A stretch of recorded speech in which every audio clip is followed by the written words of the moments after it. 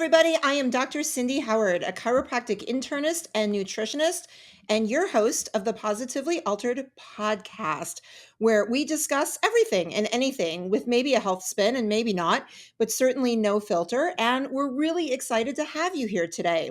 My guest is going to wow you, and he's going to wow you because he's going to give you some information that you may not know you needed. And even if you did, that's really useful. So, how many of you run a small business? Maybe your family is your small business. Maybe just taking care of yourself is enough, and that's all you can handle at this moment.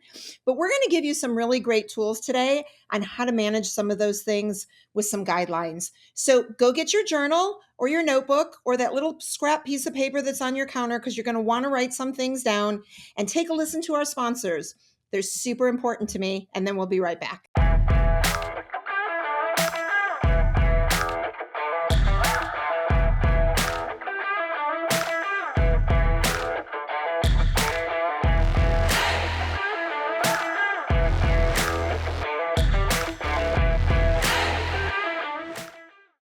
Hello, my name is Heather Lord, and I am the COO of Professional Health Products. Cutting corners is an all too common practice in the dietary supplement industry. When my father founded Professional Health Products, he sourced the cleanest, most biologically active ingredients from around the globe. Today, that commitment remains, which is why the finest healthcare practitioners, like Dr. Cindy, have trusted us for more than 40 years. We oversee the entire process in our manufacturing facility, from sourcing and formulation to manufacturing and labeling. Today, we offer over 300 unique products that can be tailored to the nutritional and homeopathic needs of each individual. Most recently, we launched a proprietary genetic test, allowing our practitioners to get even more dialed in to their patients' health. To learn more about Professional Health Products, please talk to your practitioner or visit our website at phpltd.com. Today, your life is going to be altered. I'm Dr. Cindy.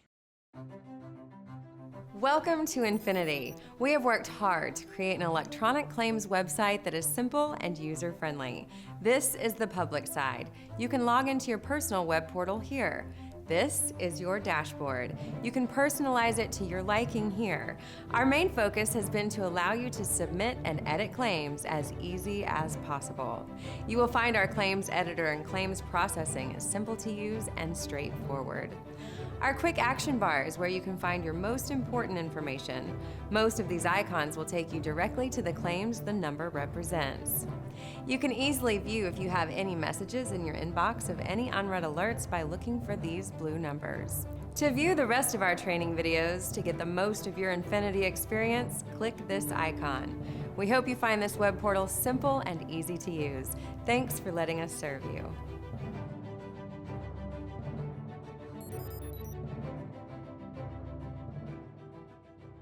I'm Dr. Cindy. Who wouldn't want to join me for the Positively Altered podcast?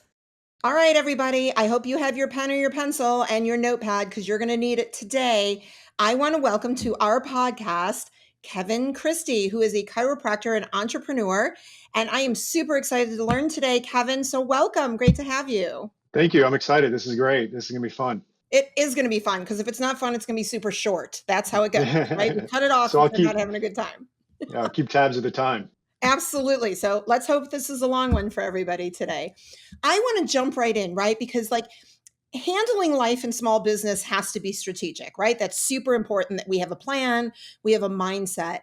And you utilize what's known as the strategic coaches for freedoms.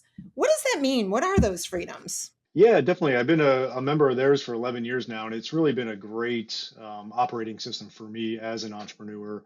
And they ask the question of doctors that are in there. It's all kinds of different professionals, and there are some doctors, and they ask, "Are you a doctor, or are you an entrepreneur that happens to be a doctor?" No wrong answer to that, but I put myself in that category of being an entrepreneur that happens to be a doctor.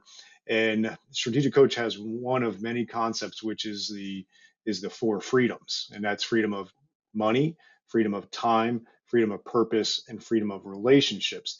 Now, the freedom of money thing doesn't necessarily mean you are financially free in the sense you don't have to work. It just means you have cash flow confidence. You're not, worried about that all the time, and you can really invest in yourself personally, professionally, and everything is going really well with that. And so it doesn't mean necessarily you're retired and you've got the, your nest egg just paying you, but it just means you have that cash flow confidence. So that 20 bucks in my wallet's Mhm. not going to get me very far, Kevin, is it?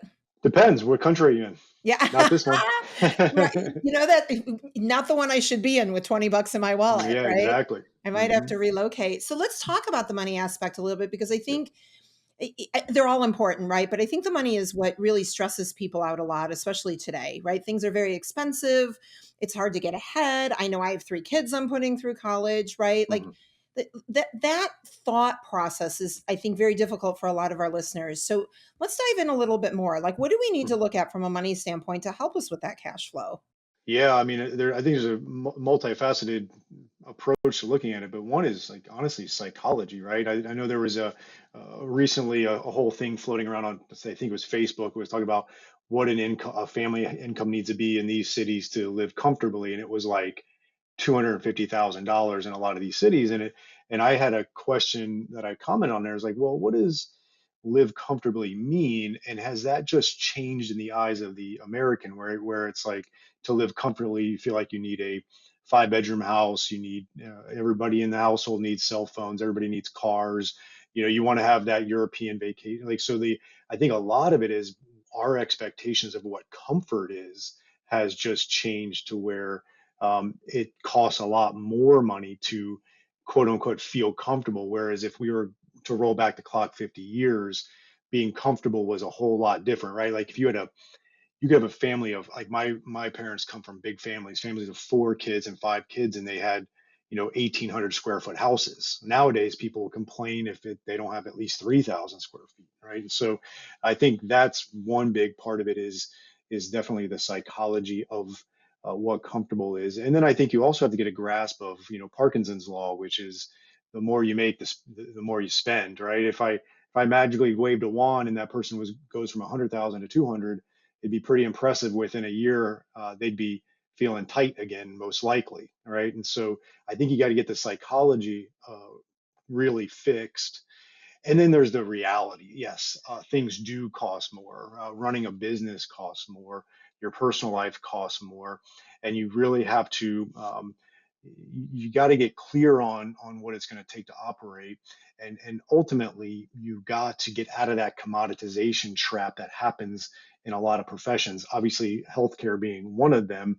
And so you have to have a good mindset around charging what you're worth, and try not to become a commodity. And that's where you can start to increase your profit margins, which will allow you to have that freedom of money. You've touched on so many things that hit home for me. The first one is I make more money now than I made 20 years ago, and I probably Yep. spend it just as fast, Yep. right? So Hmm. it Same. comes in and it goes right back out. And it's interesting too, I aspired for the big home and now I have the nice house and I can't wait to get the kids out. And I joke that I want a studio apartment with no pull-out Hmm. couch so that they Yep. can't come home, right? Hmm. So it's interesting how the comfort level doesn't always get bigger. Yep. It Yep. sometimes needs to be smaller, yes? Yeah, and I actually was listening to a podcast, and I forget what it was because I listened to a lot, but they talked about the difference between, say, the Eastern culture and the Western culture around, let's call it success. But in America and Western culture, we typically keep on adding things and complexity as we get more successful and more money and things like that. We accumulate stuff, whereas in the Eastern culture, a sign of success is actually carving away and getting rid of things and simplifying stuff. And so it's a fascinating dichotomy between the Eastern culture of what success is and what the Western culture is. And I think we fall into that rat race all too often. And I know I do. So I'm Oh my preaching to the gosh. And choir. I'm going to tell you right now. So you guys can't see or hear my behind the scenes producer, Julie, but she is cracking up because she's seen my house and she has seen my office and all she wants to do is come in and get rid of Yeah. those things. So, you're on to something I don't practice very well. And I imagine there's lots of Mhm. people out there that don't either. So Mhm. what's a good trick for those of us that really are struggling that way, right? With that idea of cash flow, less things, but more comfort. Give me a couple tricks that I can use and Mhm. maybe other people can use moving forward to fix this besides Julie coming into Mhm. my house and purging everything that she Yeah. sees. Yeah. First, we'll get Marie Kondo to your house, right? That'd be that's trick number one. But yeah, I don't know if I have any tricks, but I got some thoughts and ideas. And for me, because I've lived it. I've been practicing since 2005, and I had a really good steady climb in my career. And I opened my own practice in 2010, and just really a meteoric rise right out of the gates with it. And then 2015, 2016, I'm down in Florida, and our insurances got just killed, American Specialty Health, whatever, and reimbursement went really bad. I just decided to go out of network. It took about a year to figure that out, and I was really struggling. And I had a financial coach to get me out of that, and it really helped out. And so I would say the strategy is to keep on learning and reading about it, right? So I read a lot of books and listen to a lot of podcasts about the psychology of finances, because I know for me, I'm blessed with the fact that I know how to make money and have certain skill sets that allow to make money, but I also have certain skill sets that, like to your point, is I know how to spend money. I also have two young kids, and I live in a very expensive city of Boca Raton, so that's part of it. So it's getting the psychology right, but I think that's a consistent thing you have to really learn and keep on reading up on it. But one of the things that I do a lot is just personal and professional budgeting, not to like the dime and keep track of all this, but really a nice framework to make sure we have a good strategy with that. And then my last one, and I don't want to go ramble on too much about it, but I think it's really important, was I asked a question once in a big group of financial advisors. Is like, okay, what happens when you do have extra money? All right, so if you own a business, and there's going to be some times where, yeah, it's like, cool, I got extra money. What do I do with it?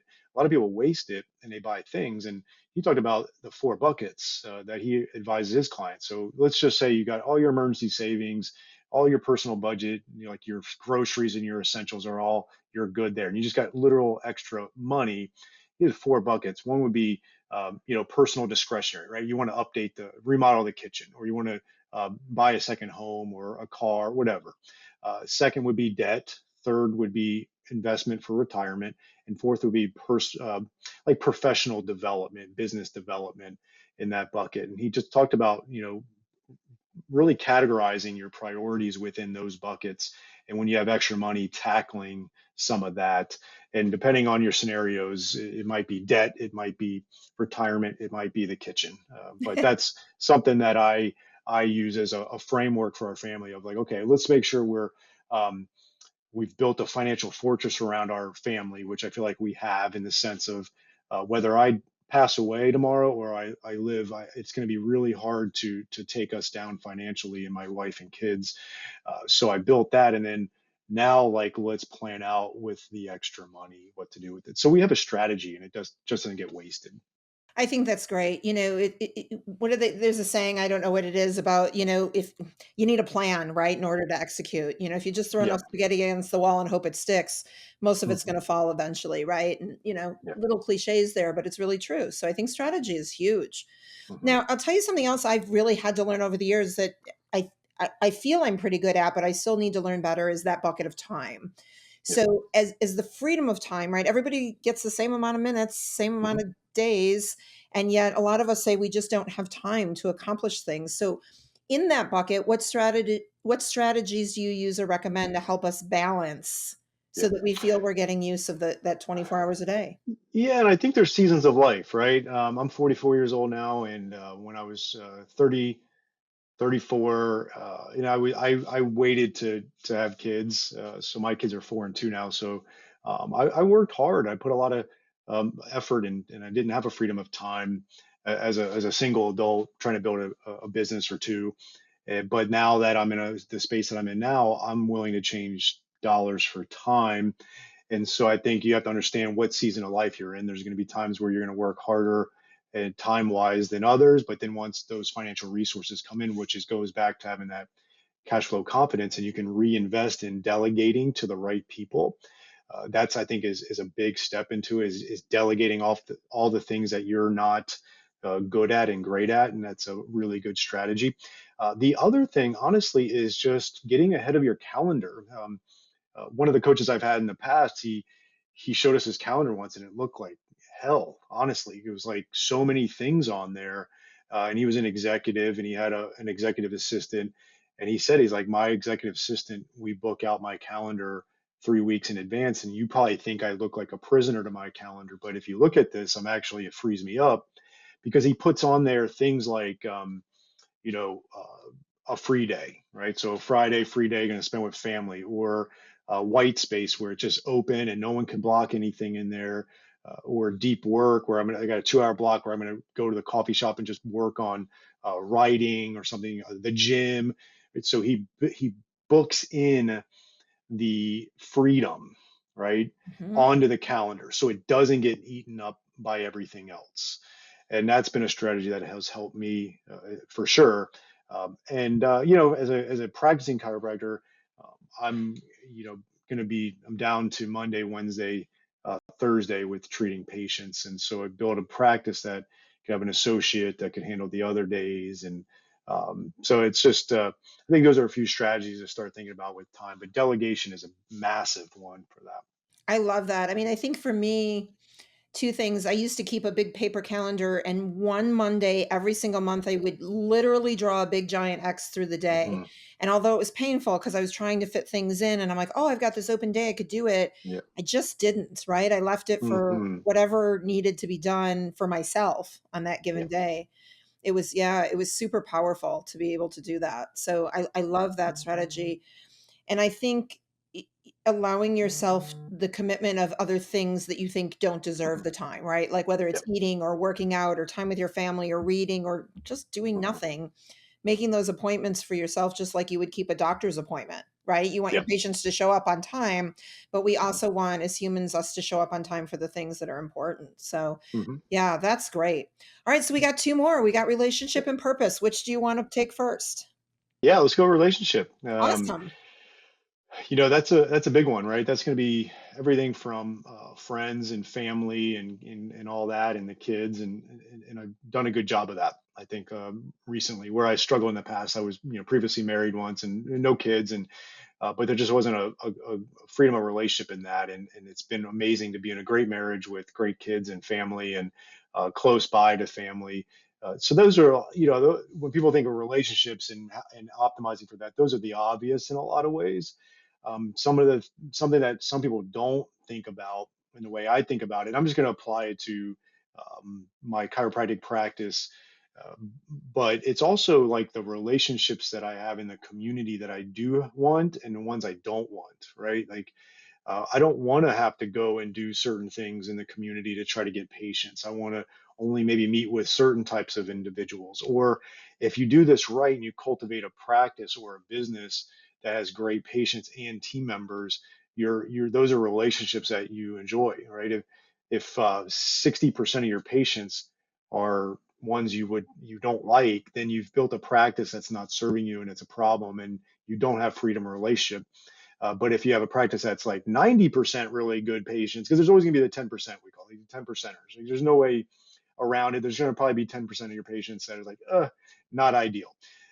And so I think you can cultivate that with good marketing, with good, patient experience, being really clear on what your unique offering is in the community. And that's where I've really honed in on relationships. And then from there, with my modern chiropractic marketing company, where we do coaching and consulting for chiropractors with a bent on marketing, but we definitely do the other things.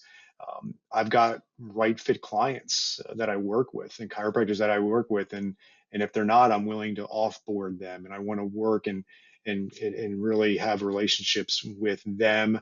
And then that translated into our high level masterminds we have for chiropractors, is that I get to go 8 weekends a year that I cultivate a mastermind on. And we work together, but we also have fun together. We were just in Jackson Hole in August with a group, and it was a lot of heads down work, but then we were also jumping off 25-foot rocks into the lake, after hikes and stuff, right? So I think it's really cool when you can cultivate a lot of good relationships, both personally and professionally. And it just makes all the difference in the world. It does. So I wonder the jumping off the rocks. What do you do with the Hmm. people in the group you didn't like? Is that how you get rid of them, Kevin? Yeah. Yeah. We told them to do a belly flop. Yeah, you plant that seed that it's gonna feel good when they go down, right? Exactly. Yeah, and then you get rid of them. I think that's fascinating because I think one of the things we struggle with as humans is letting people Mhm. go, right? There's this people walk into our lives and we work really hard to hold on to them, whether they're clients or family members or anybody, right? And how do we find peace knowing that it's okay to say that this person doesn't serve me and isn't, feeding into what I need to feel good and be successful? How do you wrestle with that when you have to let people out? One of the best books I ever read was called Necessary Endings by Dr. Henry Cloud. And it talks about that. And it talks about how in life, sometimes, just like a bush, you need to prune it for it to grow. And it's the same thing in your life. You need to prune some relationships to grow, and sometimes it's not easy, but it's actually can be kind to do that if you do it tactfully. And so I'm generally a very nice guy and have a lot of friends and good social connections and stuff like that. But I'm also not afraid to end a relationship, no matter how long it was or how deep it was, if it's not serving me or my family at this point. So that book is, if anybody struggles with that, that's the book for sure. Okay, say the title again so everybody Yep. gets it. Yep. Necessary Endings, and it's by Dr. Henry Cloud. I love it. Yeah, it's a Hmm. hard lesson to learn, but not everybody's designed to be in our life, and maybe Hmm. there was just a purpose and they've Yep. accomplished it, right? Yep. So speaking of purpose, Hmm. there are days I wake up and I go, what is my right? Like, what is my purpose? Yeah. Why am I here today? And I Hmm. would tell you I'm good at that most days, but there's days I'm not. How Hmm. do I help discover, big purposes, little purposes? They're both important. Yeah, definitely. Again, table stakes for purpose is your family. There's no doubt about it. If the person's of faith, that's going to have a purpose for sure. Those are no doubt great and personal. When I had my first kids, or when I had my kids and everything, it was just like, wow, like sense of purpose goes through the roof, obviously. But I think professionally, uniquely as a healer, as a chiropractor, we're luckily, every day we show up, there's pretty strong purpose there, which is pretty cool, right? Certain professions, it might be more challenging to find what that purpose is. No knock on other professions, but being a healer, I think you got a built-in purpose, which is really cool. And then for me, again, being able to transcend the profession a little bit and get in or transcend my practice and help chiropractors, that's been a huge purpose for me. And I would say professionally, that's kind of the strongest purpose right now that I've had over the last 7 years. And it really fuels me.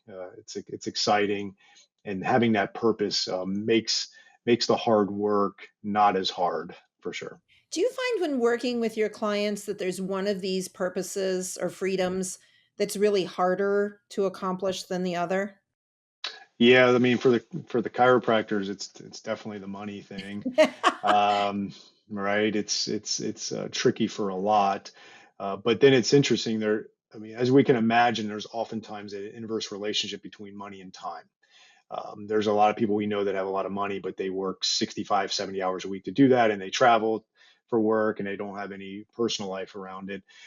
So then I do know some chiropractors that do very well financially, but then their freedom of time is really bad because, again, if you're a really busy chiropractor and you're having to be really busy to make that income, a lot of times you are beholden to a schedule Monday through Friday, and it's hard.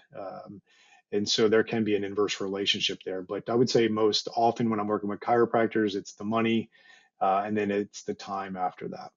And do you think I think they all offer some really unique ways to grow personally, but do you think there's one Mhm. of these freedoms that like if somebody were to say, I want to facilitate some personal growth, I'm ready to Yeah. handle that.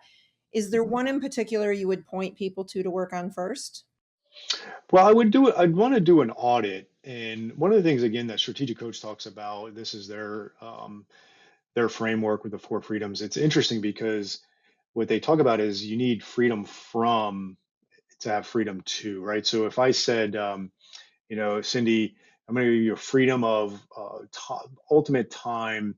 You don't have to worry about location or time at all. But then you got super bored and you got into, your freedom to, um, maybe you were watching too many TV shows, and then you weren't actually, like, you just, people lose their purpose sometimes, right? So you got to, if you take them, if you give them a freedom, they have to have something to have a freedom to do things, right? So if I've got a freedom of my schedule now from chiropractic patients, which I do, that gives me a freedom to help more chiropractors out. So you always want to make sure, if you're going to remove something, you got to get them to go into something else with that particular freedom. And so I like to do an audit and say, okay, where do you feel like the biggest struggle is? And then they'll say, here, okay, like, what if I gave you the cash flow confidence, you didn't have to worry about money now. What is that going to give you a freedom to do? And they're like, oh, well, then I can be able to hire an associate, and then I could take off Fridays, and I could, go to the baseball games with the kids, right? So I don't think there's a blanket one, because I know people that have time and money, but then their relationships are really bad. And so you got to tackle that one. So you got to do an audit of where the person's at, in my opinion. So you brought me back to something you mentioned earlier, and that's the delegation. Why do Hmm. so many of us have a hard time doing that? I like to take care of everything myself because, I'm Yeah. perfect and I do it right. Hmm. And nobody else can Yeah. do it like I can, right? Yeah. And Hmm. yet when I make that decision to delegate, I'm like, shoot, I'm actually not as smart as I thought I was, and this is Yeah. beautiful. Why do we have trouble with that? I think some of it's ego, and I'm not accusing you of that, but just in general, I think some of it's ego. I think some of it is they think it's going to take more time. Like, I don't have the time to train this person on. I'm too busy. So that's a little miscalculation there for sure. And then, yeah, part of being an entrepreneur is that you did probably at some point do it all yourself, and you did it well enough to where you built something really cool. And it's hard to trust someone else to be able to do that, and you know how to do it. And then I think lastly, delegating appropriately is a skill, and some may not either have it or feel like they have that skill to delegate appropriately. So all of this is going to cost me some money, right? Hmm. So where does that philosophy of we have to spend some money to make some money or spend some money to afford the free time, where is that line of it's okay to spend some money in order to accomplish something bigger? Yeah. Yeah. Yeah. You got to obviously know, you want to measure ROIs and on things, and then sometimes it might not be a monetary ROI. Again, it could be a relationship ROI. Return on a relationship in a sense, or it could be time. But I think if you get really clear on your finances again, and have some confidence around that. And then I think the other thing that is a little bit of a sidebar topic is, I think some people, they pigeonhole themselves too much on a young age of retirement. I want to retire at 55 or 60, and so they got this short runway, to where they need to save and save and invest, and so they feel like they got to put that money to work in the retirement.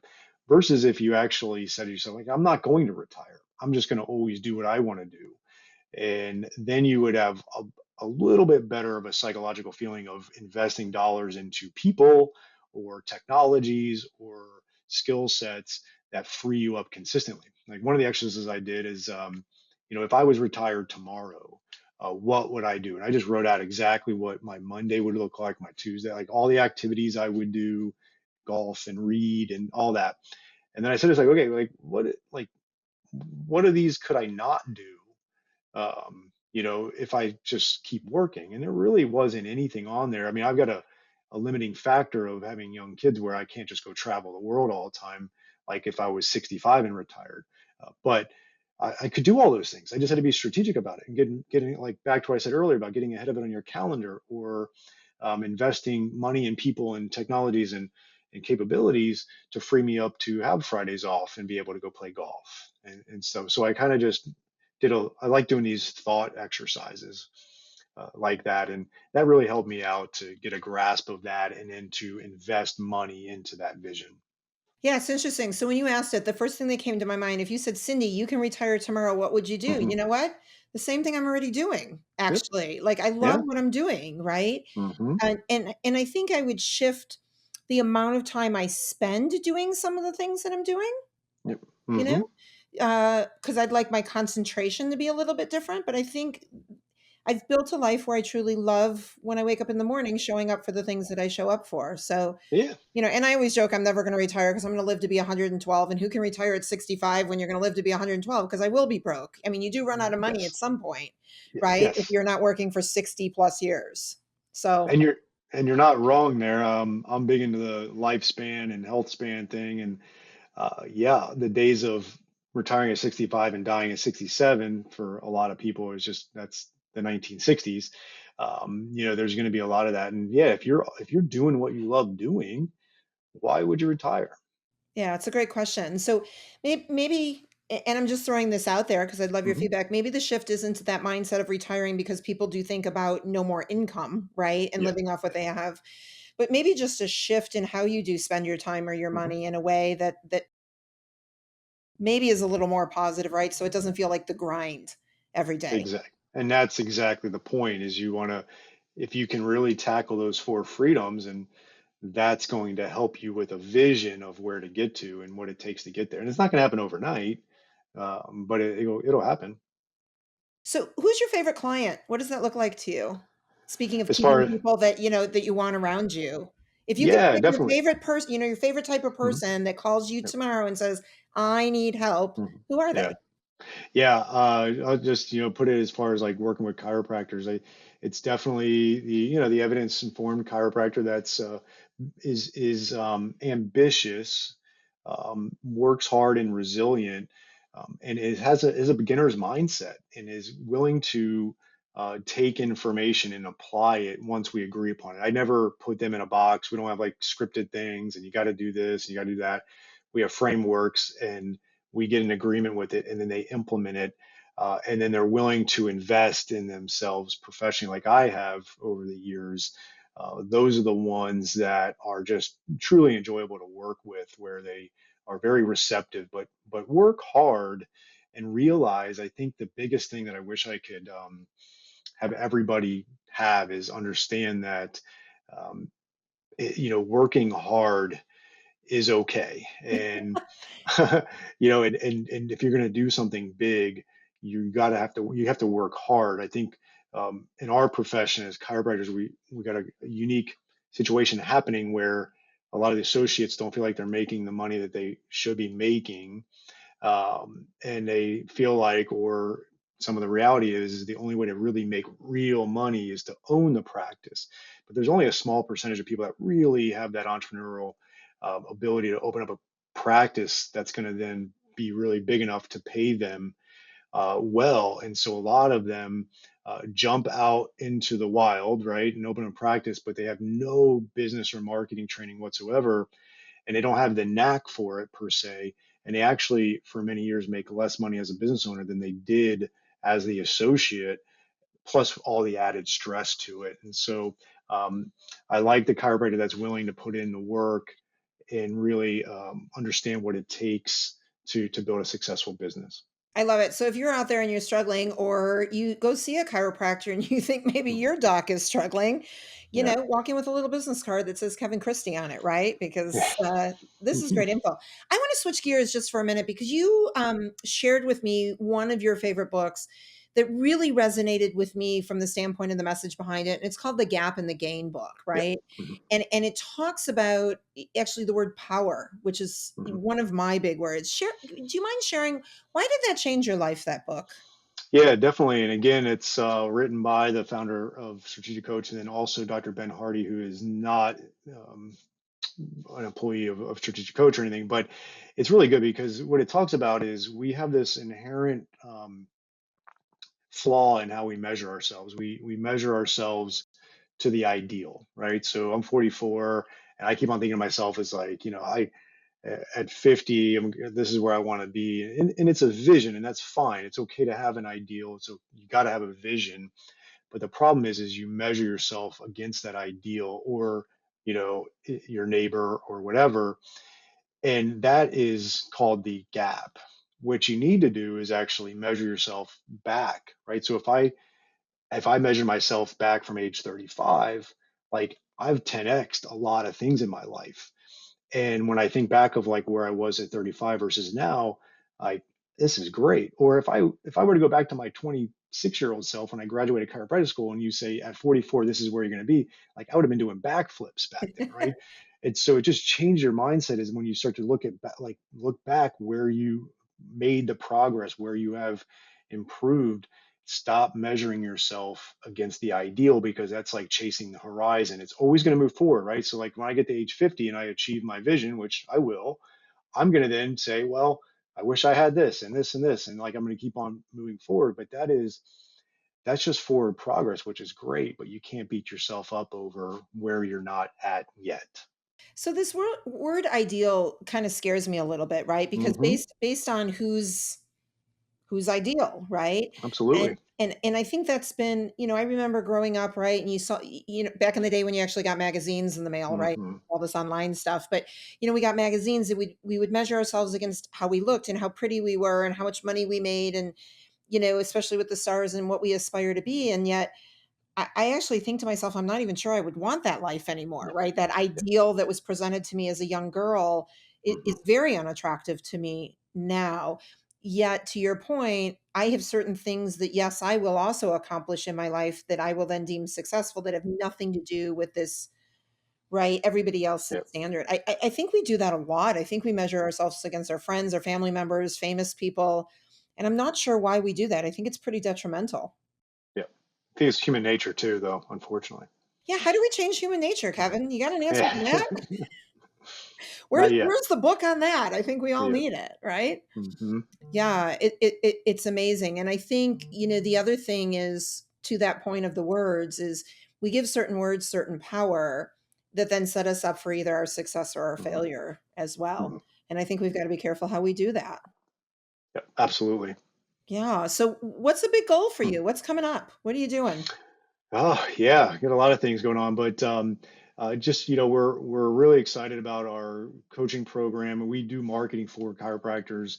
The masterminds are really good. The East group, we cap it at 25 people. We're filled on that East group, and so we have a West group now, and we're getting there with that one. I'd love to fill that one up, and then yeah, I got in a few years and planned a little exit strategy from full-time patient care and really be able to just go full into my MCM company. But then as a family, our big thing is in 2026, the summer of 2026, our kids will be 6 and 4.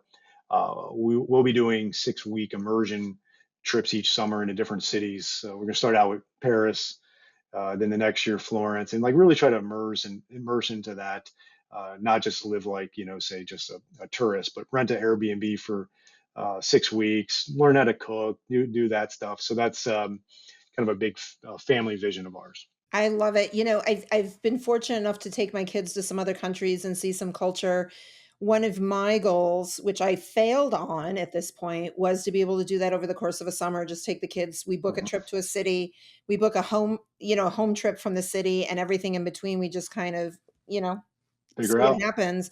And I failed at that. And it's interesting because while I failed at it, it's still on my list to figure out how to make it happen, even though it wasn't in the Hmm. time frame. So even though Yeah. I failed, I look at that failure as an opportunity to say, why did I fail? How come I couldn't accomplish it? And now it's Hmm. back on the list Yeah. to figure out how to put that in differently at a later stage in life. Right. So I think Mhm. for everybody listening, even if you don't accomplish the goal, it doesn't mean you give it up. Correct. Right. And Yeah. by the way, when you go to Florence, be careful because those gypsies really do steal things. We were They in do. we were in Florence a couple years ago and we Yeah. literally witnessed, I forget the street we were on. It was the main street where they sell artwork and jewelry, and there was a bunch of artwork laid out on the street, and we literally saw somebody pick up all the artwork, run. The thief was behind me for a fraction of a second. By the time we realized what was going on, he had bolted.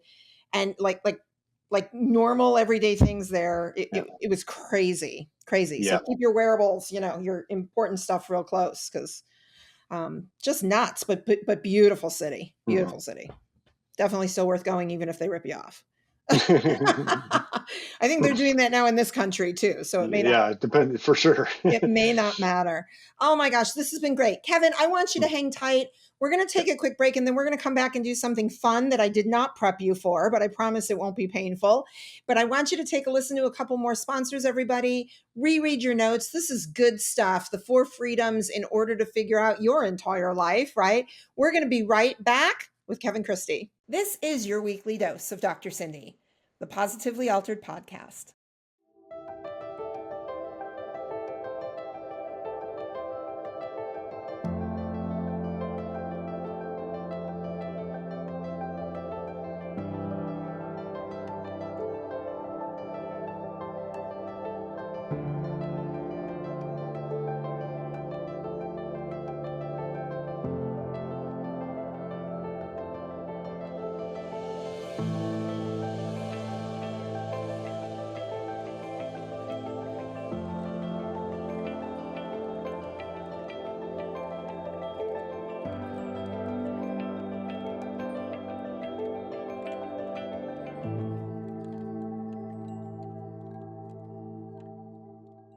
Stop, hit that follow button now and spread the love with Positively Altered.